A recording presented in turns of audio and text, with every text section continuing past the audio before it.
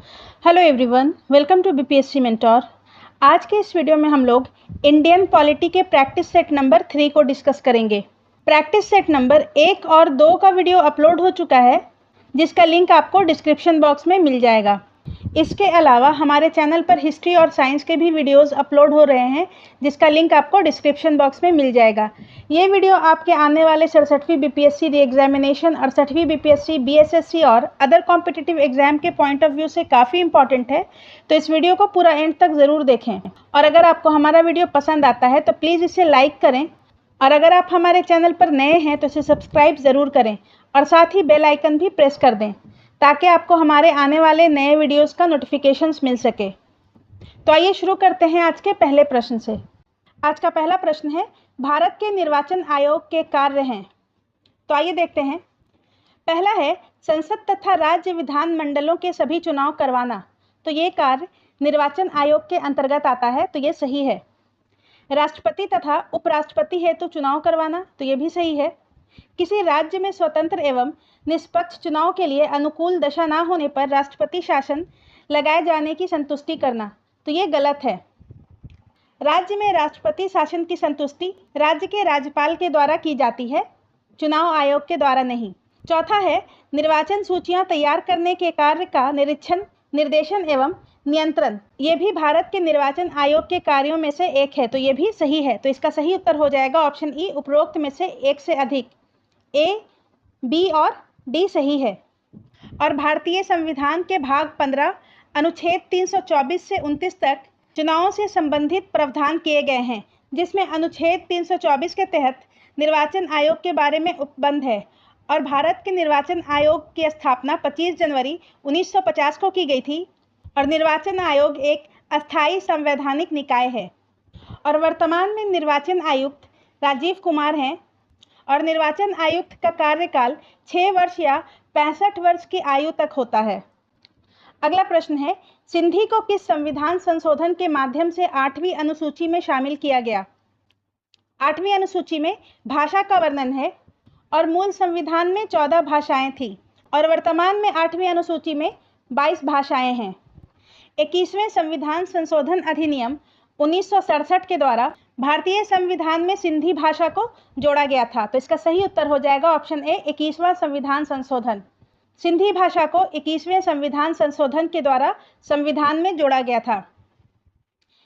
71वें संविधान संशोधन अधिनियम 1992 के द्वारा नेपाली, कोंकणी, मणिपुरी को जोड़ा गया था। और 92वां संविधान संशोधन अधिनियम 2003 के द्वारा बोडो, डोंगरी, मैथिली तथा संथाली को संविधान में जोड़ा गया था। अगला प्रश्न है, निम्नलिखित कथनों में से कौन राज्यसभा के विषय में सही है। तो आइए देखते हैं। पहला है, इसका कार्यकाल 5 वर्ष का होता है, तो ये गलत है। संविधान के अनुच्छेद 80 में राज्यसभा के गठन का प्रावधान है, और 83(1) के अनुसार राज्यसभा एक अस्थायी सदन है, और ये कभी भंग नहीं हो सकता है। और इसके 1/3 सदस्य हर दूसरे वर्ष की समाप्ति पर अवकाश ग्रहण करते हैं, और इतने ही नए सदस्य निर्वाचित होते हैं। तो इसका कार्यकाल 5 वर्ष का नहीं होता है, ये गलत है। प्रत्येक 2 वर्ष के बाद 2/3 सदस्यों का कार्यकाल समाप्त हो जाता है, तो ये गलत है।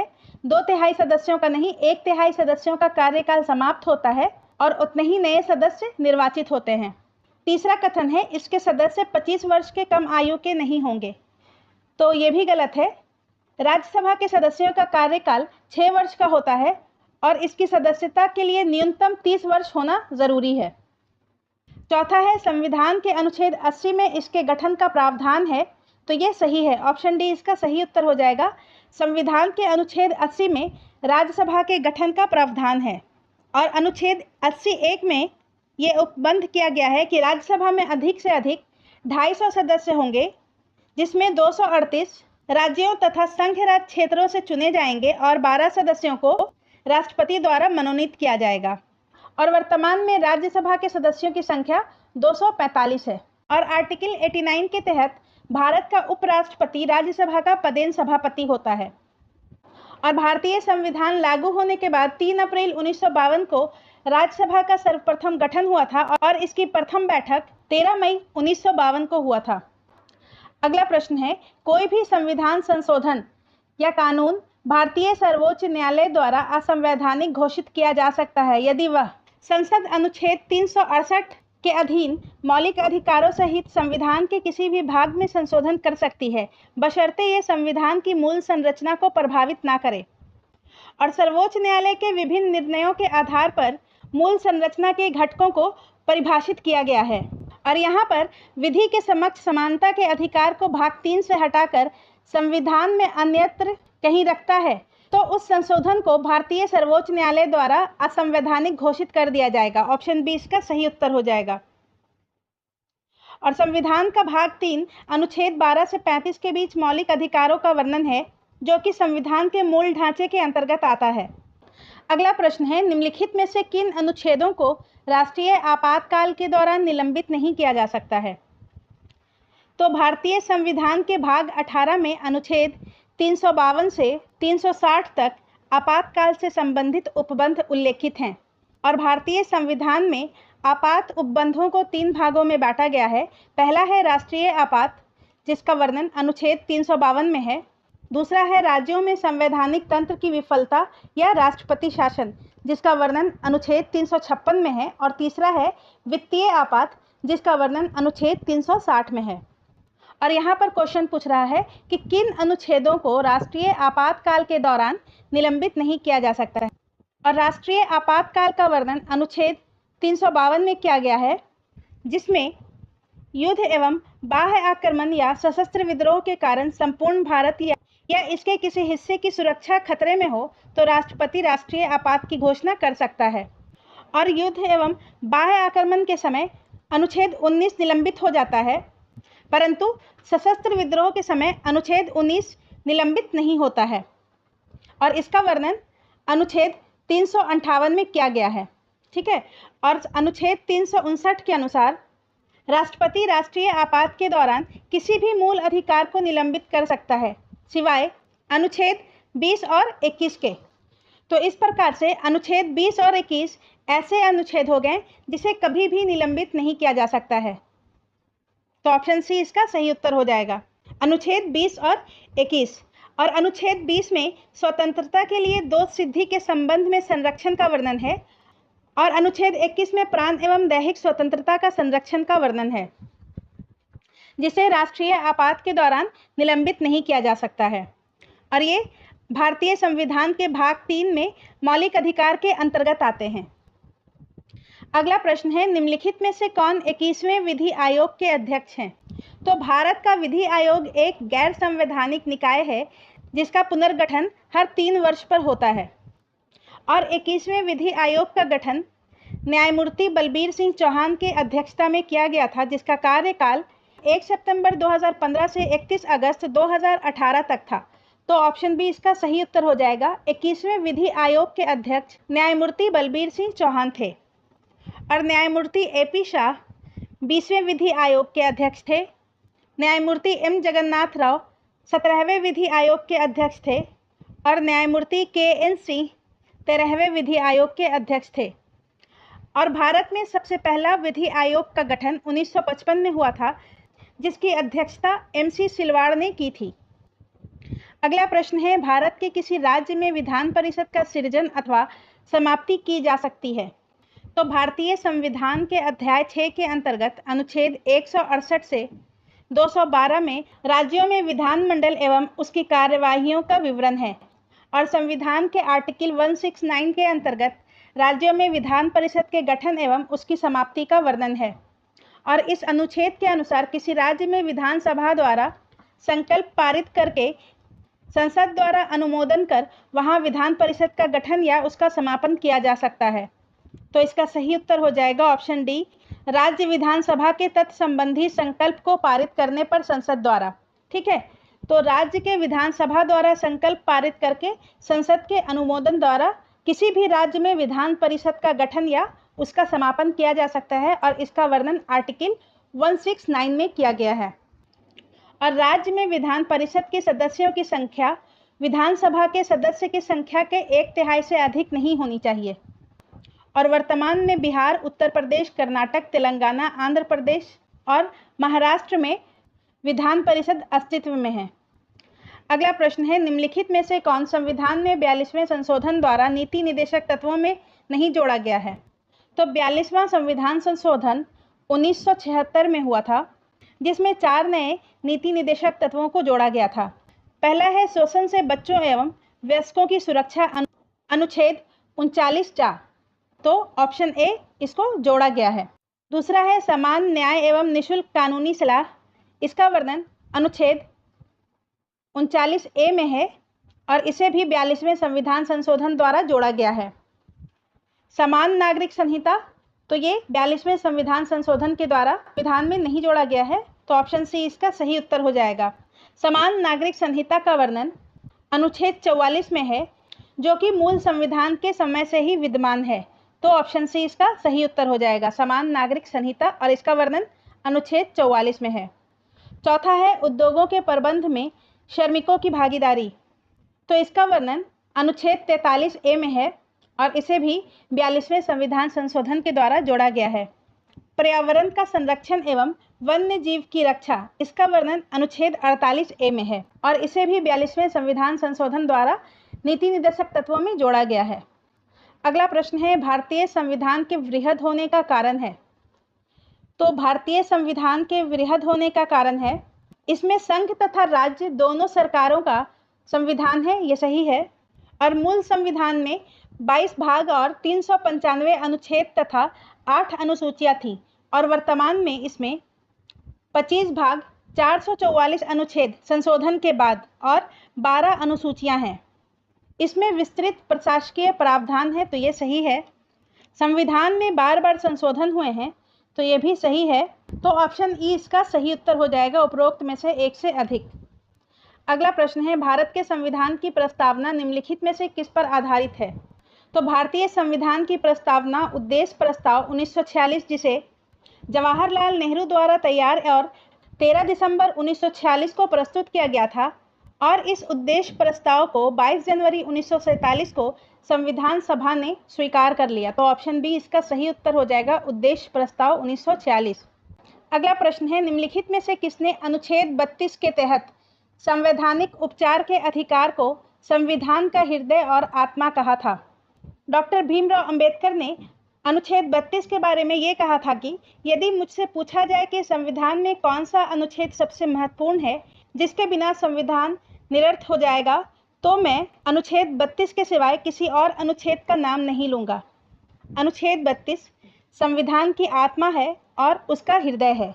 ऑप्शन सी इसका सही उत्तर हो जाएगा कि अनुच्छेद 32 को संविधान का आत्मा और हृदय B.R. अम्बेडकर ने कहा था और सर्वोच्च न्यायालय ने अनुच्छेद 32 को संविधान की मूल संरचना का अंग बताया था और B.R. अम्बेडकर संविधान सभा के प्रारूप समिति के अध्यक्ष थे।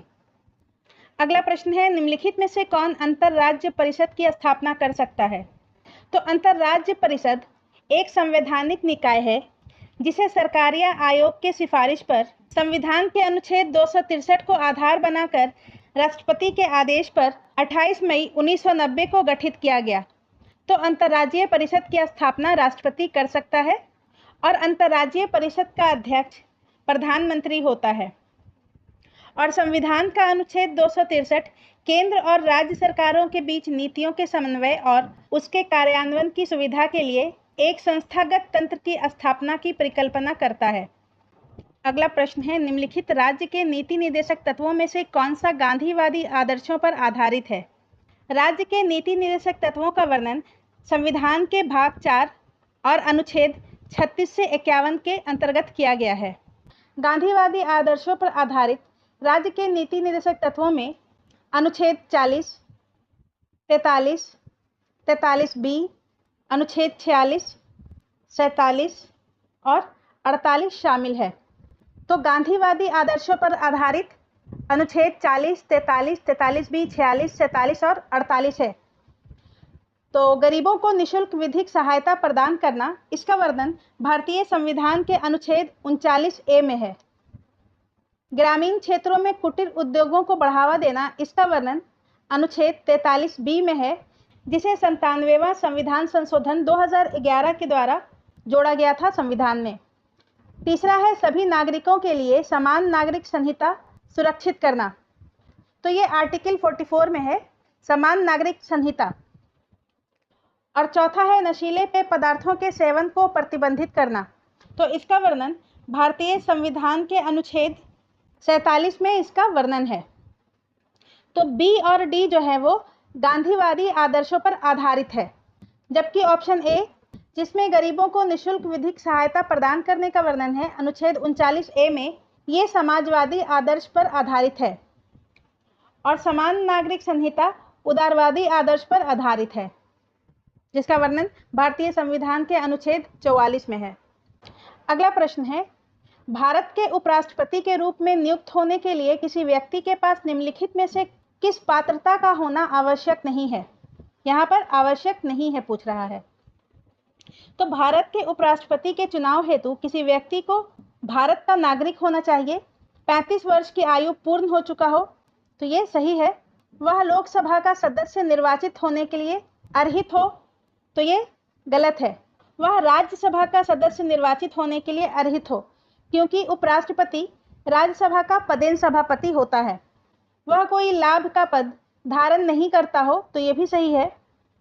और वह भारत का नागरिक हो, ये भी सही है। तो ऑप्शन बी इसका सही उत्तर हो जाएगा। वह लोकसभा का नहीं, राज्यसभा का सदस्य निर्वाचन होने के लिए अर्हित हो। ऑप्शन बी इसका सही उत्तर हो जाएगा। और भारत में उपराष्ट्रपति का पद अमेरिका के संविधान से लिया गया है।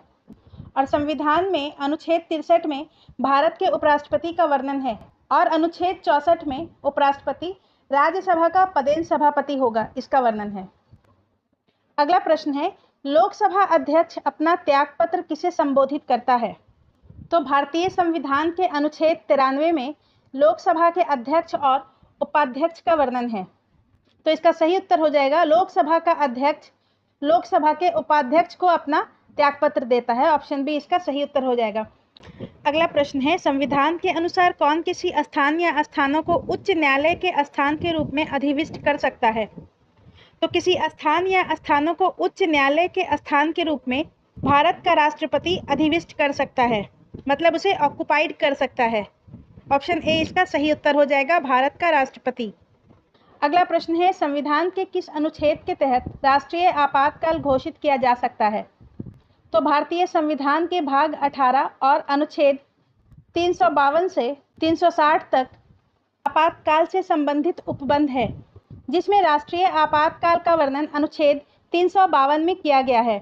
और अनुच्छेद 352 के अनुसार बाह्य आक्रमण या सशस्त्र विद्रोह के कारण संपूर्ण भारत या इसके किसी हिस्से की सुरक्षा खतरे में हो तो राष्ट्रपति राष्ट्रीय आपात की घोषणा कर सकता है, मतलब कि राष्ट्रीय आपातकाल की घोषणा राष्ट्रपति के द्वारा किया जाता है। अनुच्छेद 368 के अनुसार संविधान का संशोधन करने की संसद की शक्ति और उसके प्रक्रिया का वर्णन है। अनुच्छेद 324 में निर्वाचन के अधीक्षण, निदेशन और नियंत्रण का निर्वाचन आयोग में निहित होना है, मतलब कि अनुच्छेद 324 में निर्वाचन आयोग का वर्णन है। आर्टिकल 325 में धर्म, जाति या लिंग के आधार पर किसी भी व्यक्ति विशेष को मतदाता सूची में शामिल न करने और इनके आधार पर मतदान के लिए आयोग नहीं ठहराने का प्रावधान है। अगला प्रश्न है, निम्नलिखित में से भारत के किस राज्य में द्विसदनीय विधायिका है? तो वर्तमान में भारत के 6 राज्यों में द्विसदनीय विधायिका है, और वो राज्य हैं आंध्र प्रदेश, उत्तर प्रदेश, कर्नाटक, महाराष्ट्र, बिहार और तेलंगाना। इसमें पंजाब शामिल नहीं है। ऑप्शन डी इसका सही उत्तर हो जाएगा। क्वेश्चन नंबर 21 से 31 तक 67वीं बीपीएससी 2022 में पूछे गए प्रश्नों को शामिल किया गया है। तो ये क्वेश्चंस आपके आने वाले 67वीं बीपीएससी री एग्जामिनेशन के पॉइंट ऑफ व्यू से काफ़ी इंपॉर्टेंट होगा, तो इन क्वेश्चंस को ध्यान से देखेंगे। तो क्वेश्चन नंबर 21 है, निम्नलिखित में से कौन सी संसदीय समिति कार्यपालिका को नियम विनियम बनाने के लिए प्रत्यायोजित शक्ति से संबंधित है? कार्यपालिका को नियम विनियम बनाने के लिए प्रत्यायोजित शक्ति से संबंधित अधीनस्थ विधान पर समिति है। ऑप्शन बी इसका सही उत्तर हो जाएगा। और इसका गठन 1953 में किया गया था, और इसका मुख्य कार्य इस बात की जांच करना है और सदन को रिपोर्ट पेश करना है कि संविधान द्वारा प्रदत्त या संसद द्वारा प्रत्यायोजित नियमों, विनियमों, उपनियमों, योजनाओं या अन्य वैधानिक उपकरणों को बनाने की शक्तियों का ठीक से प्रयोग किया जा रहा है या नहीं। ठीक है। अगला प्रश्न है, भारतीय संविधान का अनुच्छेद 300 किससे संबंधित है? तो भारतीय संविधान का आर्टिकल 300 मुकदमों तथा कार्यवाही से संबंधित है। ऑप्शन ए इसका सही उत्तर हो जाएगा। अनुच्छेद 300 का संबंध मुकदमे तथा कार्यवाही से है। सरकारी ठेके या गवर्नमेंट कॉन्ट्रैक्ट्स का वर्णन अनुच्छेद 299 में किया गया है। महान्यायवादी का वर्णन अनुच्छेद 76 में किया गया है और व्यापार तथा वाणिज्य पर प्रतिबंध का वर्णन अनुच्छेद 302 में किया गया है। और वर्तमान में भारत के महान्यायवादी या अटॉर्नी जनरल के वेणुगोपाल हैं। अगला प्रश्न है, भारत में न्यायिक प्रणाली किस पर आधारित है? तो भारत में न्यायिक प्रणाली कानून द्वारा स्थापित प्रक्रिया जो कि जापान के संविधान से लिया गया है और नियमित कानून की उचित प्रक्रिया जो कि संयुक्त राज्य अमेरिका से लिया गया है, इन दोनों पर आधारित है। ऑप्शन बी और डी सही है, तो इसका उत्तर हो जाएगा ऑप्शन ई, उपरोक्त में से एक से अधिक। कानून द्वारा स्थापित प्रक्रिया के अनुसार न्यायपालिका विधि के विषय वस्तु की जांच नहीं कर सकती है और यदि प्रक्रिया का पालन ठीक प्रकार से किया गया है तो ऐसी विधि को संवैधानिक माना जाएगा। और कानून द्वारा स्थापित प्रक्रिया 1950 से 1978 तक भारत में न्यायपालिका ने विधि की स्थापित प्रक्रिया या कानून की स्थापित प्रक्रिया के सिद्धांत पर ही निर्णय दिया, परंतु 1978 के मेनका गांधी केस में सर्वोच्च न्यायालय ने विधि की स्थापित प्रक्रिया को अमेरिका में प्रचलित नियमित कानून की उचित प्रक्रिया से प्रतिस्थापित कर दिया। और नियमित कानून की उचित प्रक्रिया न्यायपालिका को यह शक्ति देता है कि वह विधायिका द्वारा बनाई गई विधियों की जांच प्राण और दैहिक स्वतंत्रता के लिए बनाए गए कानूनों के संदर्भ में कर सके। अगला प्रश्न है, किस राज्य में पहला लोक आयुक्त स्थापित हुआ? लोक आयुक्त एक्ट 1971 के द्वारा 1972 में महाराष्ट्र में पहला लोक आयुक्त स्थापित हुआ था। ऑप्शन सी इसका सही उत्तर हो जाएगा और उनका नाम था एसपी कोतवाल। अगला प्रश्न है, एएस आनंद 1990 के दशक के अंत में किस पद पर कार्यरत थे? तो एएस आनंद, जिनका पूरा नाम आदर्श सेन आनंद है, ये भारत के 29वें न्यायाधीश थे और इनका कार्यकाल 10 अक्टूबर 1998 से 31 अक्टूबर 2001 तक का था। तो ऑप्शन बी इसका सही उत्तर हो जाएगा, भारत के मुख्य न्यायाधीश। अगला प्रश्न है, निम्नलिखित में से क्या संविधान की 11वीं अनुसूची में शामिल नहीं है? संविधान की 11वीं अनुसूची, जिसे 73वें संविधान संशोधन अधिनियम 1992 के द्वारा जोड़ा गया, इसमें आर्टिकल 243 जी का वर्णन है और इसमें कुल 29 विषय शामिल हैं, जिसमें पुस्तकालय, ईंधन और चारा और तकनीकी शिक्षा शामिल है। इसमें ग्रामीण खेल को शामिल नहीं किया गया है। ऑप्शन सी इसका सही उत्तर हो जाएगा। संविधान की 11वीं अनुसूची में ग्रामीण खेल को शामिल नहीं किया गया है। अगला प्रश्न है, संविधान के अनुच्छेद 113 के अनुसार वार्षिक बजट में कितनी अनुदान की मांगें संसद में पेश की जाती है? आमतौर पर प्रत्येक मंत्रालय या विभाग के संबंध में अनुदान की एक मांग प्रस्तुत की जाती है। बड़े मंत्रालयों और विभागों के लिए एक से अधिक मांगें प्रस्तुत की जाती है, इसलिए इसकी कोई निश्चित संख्या नहीं है। तो यहाँ पर इसका सही उत्तर हो जाएगा ऑप्शन ई, उपरोक्त में से कोई नहीं। अनुदान की मांगों का कोई निश्चित संख्या नहीं है और अनुदान की मांग में राजस्व व्यय, पूंजीगत व्यय, राज्य और केंद्र शासित प्रदेश सरकारों को ऋण और अग्रिम के साथ अनुदान के संबंध में प्रावधान शामिल हैं। और वार्षिक बजट, जिसे वार्षिक वित्तीय विवरण कहा जाता है, इसका वर्णन अनुच्छेद 112 में किया गया है। अगला प्रश्न है, किस वर्ष राष्ट्रीय विस्तार सेवा को प्रारंभ किया गया? तो राष्ट्रीय विस्तार सेवा कार्यक्रम अप्रैल 1953 को तैयार किया गया और इसका उद्घाटन 2 अक्टूबर 1953 को किया गया। ऑप्शन ए इसका सही उत्तर हो जाएगा। राष्ट्रीय विस्तार सेवा को प्रारंभ 1953 में किया गया। अगला प्रश्न है, राज्य विधान परिषद के सदस्य निम्नलिखित में से किस श्रेणी से नहीं चुने जाते? 1/3 सदस्य राज्य विधानसभा के निर्वाचित सदस्यों द्वारा चुने जाते हैं। 1/3 सदस्य स्थानीय निकाय द्वारा। 1/12 सदस्य ऐसे स्नातक मंडल द्वारा जिसमें कम से कम 3 वर्षों से स्नातक डिग्री धारण करने वाले सदस्य शामिल हों। 1/12 सदस्य शिक्षक निर्वाचक मंडल द्वारा जिसमें माध्यमिक और उससे उच्च स्तर के शिक्षक शामिल हों। और 1/6 सदस्य राज्यपाल द्वारा मनोनीत होते हैं, जिसमें कला, साहित्य, समाज सेवा, विज्ञान और सहकारी कार्यकर्ता शामिल होते हैं। इसमें उद्योगपति शामिल नहीं है। ऑप्शन डी इसका सही उत्तर हो जाएगा। और भारतीय संविधान के अनुच्छेद 169 में राज्यों में विधान परिषद के गठन और उत्सादन का प्रावधान किया गया है और अनुच्छेद 171 के तहत किसी भी राज्य की विधान परिषद में राज्य विधानसभा की कुल संख्या के 1/3 से अधिक और कम से कम 40 सदस्य से कम नहीं होंगे। अगला प्रश्न है, भारतीय प्रशासन में विभाजन प्रणाली किससे संबंधित है?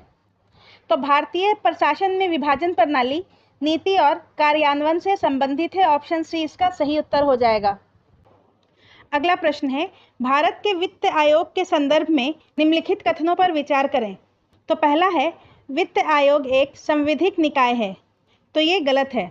वित्त आयोग एक संवैधानिक निकाय है जिसे संविधान के अनुच्छेद 280 के द्वारा स्थापित किया गया है। दूसरा कथन है, संविधान के अनुच्छेद 280 के तहत वित्त आयोग स्थापित किया गया था। तो ये सही है। वित्त आयोग द्वारा की गई सिफारिशें प्रकृति में केवल सलाहकारी होती हैं। तो ये भी सही है। वित्त आयोग द्वारा दी गई सिफारिशें केवल सलाहकारी प्रकृति की होती हैं और ये सरकार पर बाध्यकारी नहीं है। और पहला वित्त आयोग 1950 में स्थापित किया गया था। तो ये गलत है। पहला वित्त आयोग 1951 में गठित किया गया था। तो इसका सही उत्तर है ऑप्शन सी 2 और 3। 2 और 3 यहाँ पर सही है। और भारत के राष्ट्रपति प्रत्येक 5 वर्ष में वित्त आयोग का गठन करते हैं। अगला प्रश्न है, संविधान के किस संशोधन अधिनियम द्वारा दल बदल विरोधी कानून पारित किया गया? दल बदल विरोधी कानून संविधान के 52वें संशोधन अधिनियम के माध्यम से वर्ष 1985 में 10वीं अनुसूची में शामिल किया गया था। तो इसका सही उत्तर हो जाएगा ऑप्शन सी 52वां संशोधन अधिनियम। और इसके लिए अनुच्छेद 102 और 191 में प्रावधान किए गए हैं। 37वां संविधान संशोधन अधिनियम 1975 में हुआ था और इस अधिनियम के द्वारा केंद्र शासित प्रदेश अरुणाचल प्रदेश में विधानसभा की व्यवस्था की गई और संविधान के अनुच्छेद 240 का भी संशोधन किया गया था। और 42वां संविधान संशोधन अधिनियम 1976 में पारित हुआ था और इसे लघु संविधान के रूप में जाना जाता है। और इस संशोधन में प्रस्तावना में समाजवादी, पंथ निरपेक्ष तथा अखंडता 3 नए शब्दों को जोड़ा गया। और 71वां संविधान संशोधन अधिनियम 1992 में पारित हुआ और इसमें संविधान की 8वीं अनुसूची में 3 नए भाषाओं को जोड़ा गया और वो भाषाएं हैं कोंकणी, मणिपुरी और नेपाली। अगला प्रश्न है, 1946 में बनी अंतरिम सरकार का नेतृत्व किया गया था। तो 1946 में बनी अंतरिम सरकार का नेतृत्व जवाहरलाल नेहरू के द्वारा किया गया था। ऑप्शन डी इसका सही उत्तर हो जाएगा। अगला प्रश्न है, निम्नलिखित में से किससे संबंधित संवैधानिक प्रावधानों को संसद में विशेष बहुमत के माध्यम से संशोधित किया जा सकता है? संविधान में 3 तरीकों से आवश्यक संवैधानिक संशोधन किए जा सकते हैं। संसद के साधारण बहुमत से, संसद के विशेष बहुमत द्वारा और संसद के विशेष बहुमत द्वारा और आधे राज्य विधान मंडलों की संतुति के उपरांत। तो यहाँ पर क्वेश्चन में पूछ रहा है संसद में विशेष बहुमत के माध्यम से संशोधित किया जा सकता है। और संसद के विशेष बहुमत में प्रत्येक सदन की कुल सदस्यता का बहुमत और प्रत्येक सदन के उपस्थित और मतदान करने वाले सदस्यों का संख्या का 2/3 बहुमत शामिल होता है। और इस प्रकार के विशेष बहुमत से जो प्रावधान संशोधित हो सकते हैं वो है मौलिक अधिकार। ऑप्शन सी इसका सही उत्तर हो जाएगा। और इसके अलावा राज्य के नीति निर्देशक तत्व को भी संशोधित किया जा सकता है। अगला प्रश्न है, किस संवैधानिक संशोधन द्वारा मूल कर्तव्यों को भारतीय संविधान में शामिल किया गया? तो भारतीय संविधान में मूल कर्तव्यों को 42वें संवैधानिक संशोधन अधिनियम 1976 के द्वारा भाग 4 का में जोड़ा गया। और वर्तमान में हमारे संविधान में अनुच्छेद 51A के अनुसार 11 मूल कर्तव्य शामिल हैं। तो इसका सही उत्तर हो जाएगा ऑप्शन डी 42वां संविधान संशोधन। मूल कर्तव्यों को संविधान में स्वर्ण सिंह समिति के सिफारिश पर शामिल किया गया था। अगला प्रश्न है, निम्नलिखित में से किसके पास किसी राज्य में परिषद के उत्सादन या सृजन की शक्ति है? तो संविधान के आर्टिकल 169 के तहत संसद विधि द्वारा किसी भी विधान परिषद वाले राज्य में विधान परिषद का उत्सादन के लिए या राज्य में जिसमें विधान परिषद नहीं है वहां विधान परिषद के सृजन का उपबंध कर सकती है। तो इसका सही उत्तर हो जाएगा संसद। ऑप्शन बी इसका सही उत्तर होगा। अगला प्रश्न है, भारत की स्वतंत्रता के बाद बिहार का पहला राज्यपाल कौन था? भारत की स्वतंत्रता के बाद बिहार का पहला राज्यपाल जयराम दौलत राम थे। ऑप्शन बी इसका सही उत्तर हो जाएगा। और इनका कार्यकाल था 15 अगस्त 1947 से 11 जनवरी 1948 तक का। माधव श्रीहरि अणे बिहार के दूसरे राज्यपाल थे। जाकिर हुसैन बिहार के तीसरे राज्यपाल थे और गोविंद नारायण सिंह बिहार के चौथे राज्यपाल थे। अगला प्रश्न है, निम्नलिखित में से किस मामले में सर्वोच्च न्यायालय ने माना कि एक दया याचिका के निपटारे में सरकार की ओर से हो रही देरी के आधार पर एक कैदी की मृत्युदंड की सजा उम्र कैद में परिवर्तित हो सकती है? शत्रुघ्न चौहान बनाम भारत संघवाद, जो कि 2014 में हुआ था, के एक ऐतिहासिक निर्णय में सर्वोच्च न्यायालय ने कहा कि कैदी की मृत्युदंड पर दया याचिका से संबंधित निर्णय लेने में सरकार की ओर से देरी होने पर मृत्युदंड की सजा आजीवन कारावास में परिवर्तित हो सकती है। तो इसका सही उत्तर हो जाएगा ऑप्शन ए, शत्रुघ्न चौहान बनाम भारत संघ। अगला प्रश्न है, प्रधानमंत्री सहित केंद्रीय मंत्रियों की कुल संख्या नहीं होगी। संविधान के 91वां संशोधन अधिनियम 2003 द्वारा अनुच्छेद 75(1)(a) को अंततः स्थापित किया गया, जिसके अनुसार मंत्रिपरिषद में प्रधानमंत्री सहित मंत्रियों की कुल संख्या लोकसभा के सदस्यों की कुल संख्या के 15% से अधिक नहीं होगी। तो इसका सही उत्तर हो जाएगा ऑप्शन बी, लोकसभा की कुल सदस्य की संख्या के 15% से अधिक। अगला प्रश्न है, निम्नलिखित में से कौन संविधान प्रारूप समिति के सदस्य नहीं थे? संविधान सभा की सबसे महत्वपूर्ण समिति प्रारूप समिति या ड्राफ्टिंग कमेटी थी, जिसका गठन 29 अगस्त 1947 को हुआ था और इसमें 7 सदस्य शामिल थे। Doctor B.R. अम्बेडकर इसके अध्यक्ष थे। N. Gopalaswami Ayyangar, Alladi Krishnaswami Iyer, doctor K.M. Munshi, Syed Mohammad Saadulla, N. Madhav Rao और T.T. कृष्णामाचारी। और T.T. कृष्णामाचारी ने D.P. खैतान का स्थान लिया था। तो इसका सही उत्तर हो जाएगा option D, doctor Rajendra Prasad. Doctor Rajendra Prasad संविधान के प्रारूप समिति के सदस्य नहीं थे। ऑप्शन डी इसका सही उत्तर हो जाएगा। और डॉक्टर राजेंद्र प्रसाद संविधान सभा के प्रक्रिया नियम समिति और संचालन समिति के अध्यक्ष थे। तो आज की वीडियो में बस इतना ही। अगले वीडियो में हम लोग पॉलिटी के प्रैक्टिस सेट नंबर 4 को डिस्कस करेंगे। और अगर आपको हमारा वीडियो पसंद आता है तो इसे लाइक करें, सब्सक्राइब करें और शेयर ज़रूर करें। धन्यवाद।